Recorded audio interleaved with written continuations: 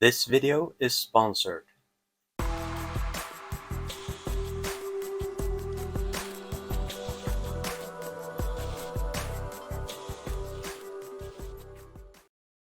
Welcome back to I'm Bad at Gaming. I'm Ola, and this video is sponsored by Bring and Battle Wargaming because they commissioned me to make some siege weapons. So in this video I'm gonna make a siege tower. So let's get to it.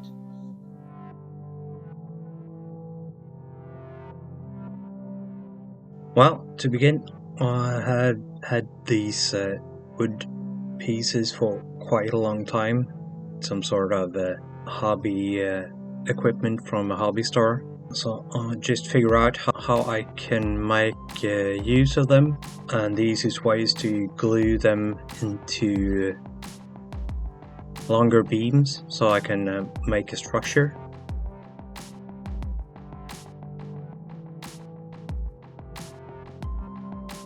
So then I just test out and make a structure that could fit models. And I usually use about 5 centimeters gap for each level, since I think that's great for this kind of figures.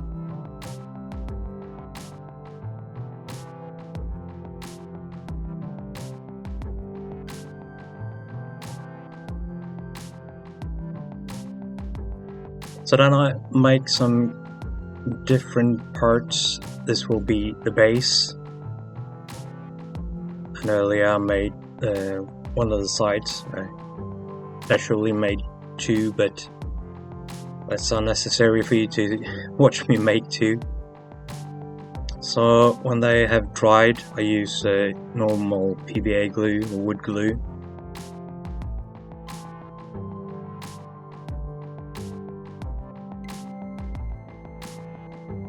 I'll figure out how to connect them to each other by these small edges here.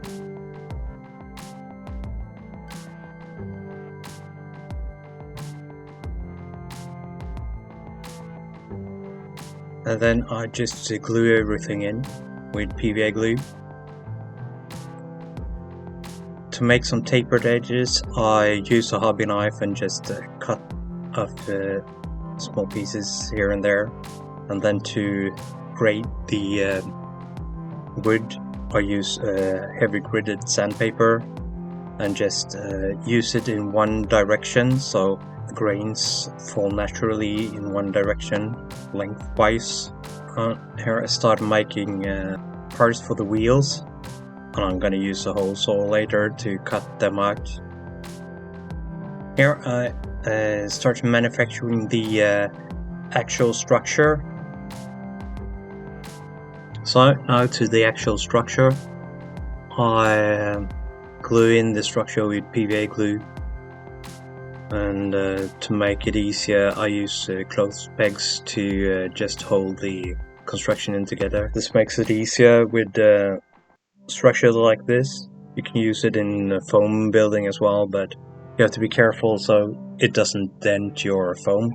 And now I just try to make a structure that makes sense. And this wood is quite small, so you can use a hobby knife or a blade just to cut them.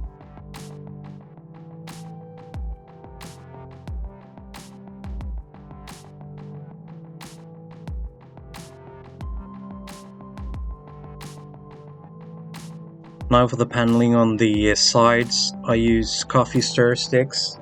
I buy them in large boxes like this, and it comes in thousands or tens of thousands of them, quite cheap. And then I just cut them in size and glue them in.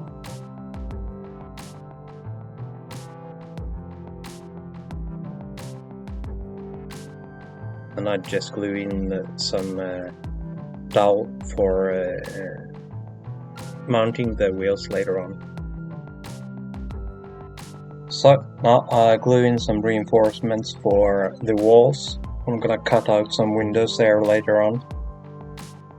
And then I'll just, with pre-cut coffee stir sticks, I'll glue in the floor. Just lay them down one by one beside.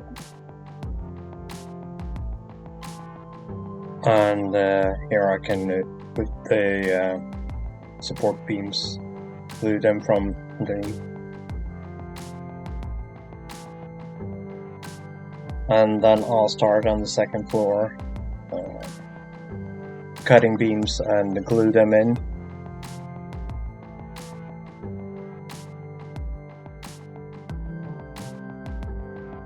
And then while that's drying, I'm starting on the drawbridge, just gluing these pieces together. They've been tapered before. I cut a bit of a tapered edge on each piece, and then just gluing support beams.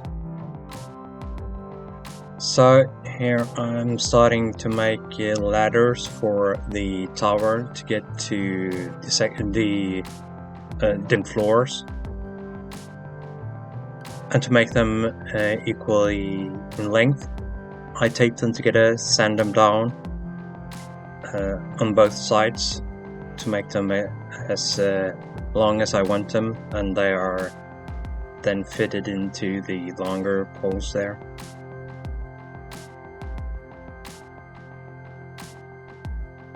And then I just glue them in with similar spacing. And then to make the other beams for the second and third floor, I use the ladders as a template for where the beams should come.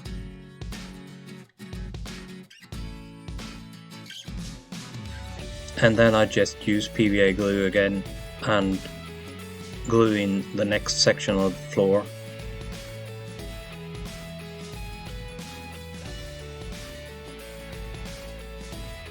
And then I'll make a hole for the ladder,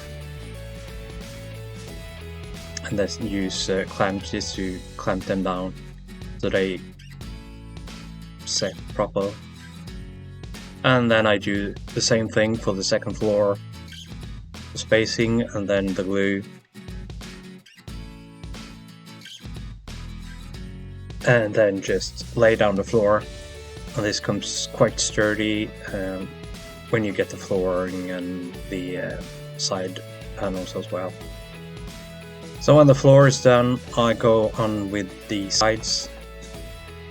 And there's something there. And then I'll glue in the sides with pre-cut coffee stir sticks, and I glue all the way out and let the sticks protrude. Then I just score them with a knife when it has dried, and it just falls right off. So here are some 3D printed parts I made for the drawbridge, with a couple of claws there and hinges, just to try them out and see how it will look. And now for the top part, I thought that we should have some roller planks. So these are just ordinary lollipop sticks. You can use reuse the ones that you get from eating ice cream, or you can buy them in bulk. I cut them inside and then just glue them in.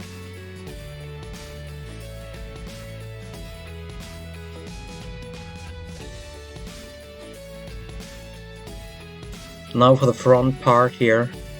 This will later be covered in furs, animal pelts. So I'm just laying them out, and I put in the hinges for the drawbridge and make sure that they fit there. Then I'll put in some extra support on the sides, just so I can make windows, and I use a hobby knife just to score the wood. When the whole thing is proper dried, I use a heavy grit sandpaper and just use it in one direction to make a grain indentation on the wood. So now for the front, to make some pelts, I use milliput, and I use these 3D printed molds I made. To get the texture, I use a wire brush and just brush them in one direction so I get the third texture, and then I'll place them down on the front, glue them down, covering the whole front, and then I'll just prime that all black. And here I use burnt umber with my airbrush to stain the remaining wood parts. And now I'll just go for a dark brown and do a heavy overbrush covering the whole piece, and then I go for a lighter color and go over the whole of that, and then really light color and just dry brushing it down.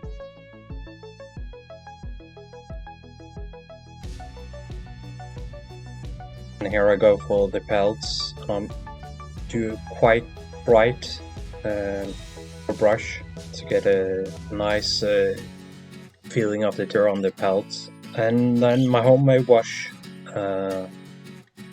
brush on a lot of it, and then just an easy overbrush or dry brush over that with a light color. So then for the animal skins or pelts, I use different kinds of brown and grey to paint them in, and I mix them up with quite a lot of water to make them flow and make them quite translucent. That also gets a wash coat on there, and then a dry brush just to get the colors up again. So then for the 3D printed parts, I glue in the hinges and make sure that both the hinges on the tower and the drawbridge are leveled so they work easily. Well, sometimes you should have had an extra arm. I've primed these with lead belcher, and so I just glue them in.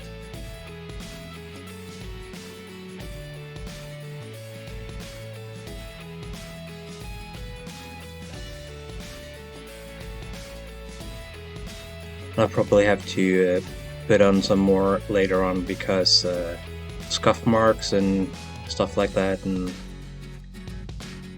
so when I get the drawbridge to work good, I glue in the teeth there, and then some kind of bearings for the chain,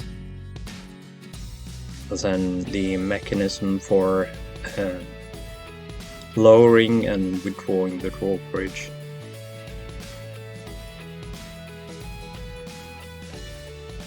There you can also see the wheels. I have a kind of metal band around them that I printed before, and then I primed them with lead belcher. And these small handles here, the mechanism gets brushed down with burnt umber. These are actually made from Q-tips. And I glue them in there.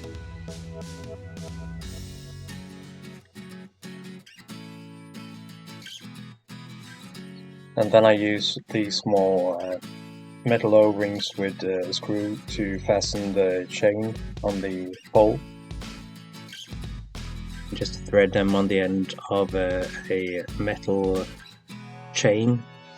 These are jewelry chains, I think. You pick up bits and bobs everywhere, so now you get a rough estimate of how it will look when it's done.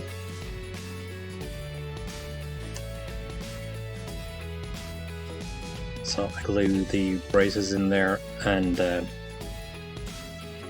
we make sure that everything rolls freely, and then the ledge for locking the mechanism in place so the drawbridge doesn't fall of its own accord.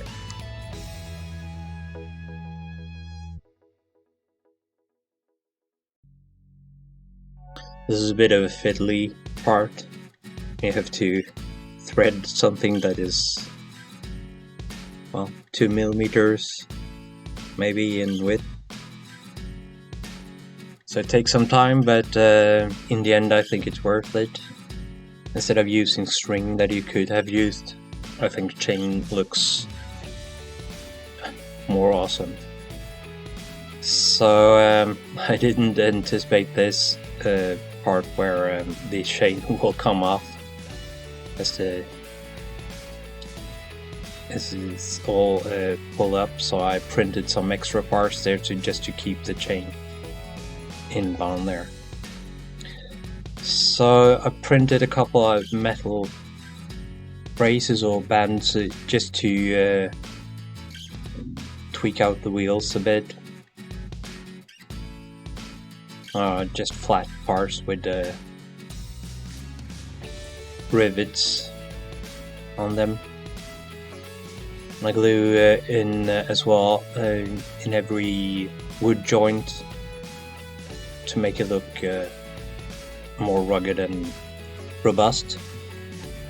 And then all of those gets brushed down with a bit of nuln oil.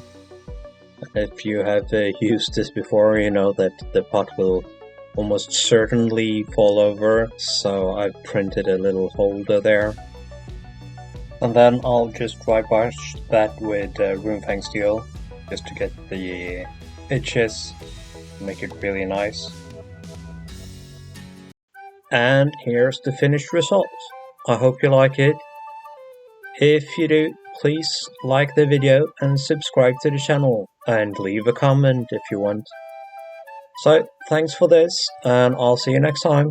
Bye.